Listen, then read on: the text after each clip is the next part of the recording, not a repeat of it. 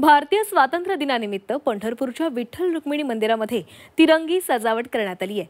विशेष म्हणजे ही सजावट सुंदर अशा फुलांनी करण्यात आलेली आहे। झेंडू, गुलाब, शेवंती, ऑर्किड, ब्लूडिझो, जिप्सी या फुलांचा वापर करून आकर्षक सजावट करण्यात आलेली आहे। यावेळी जवळपास 2 टन फुलांचा वापर करण्यात आला असून ही सजावट पुण्यातील भाविक सचिन अण्णा चव्हाण आणि श्रीमंत मोरिया प्रतिष्ठान यांनी सेवाभावी तत्वावर मोफत करून दिली आहे।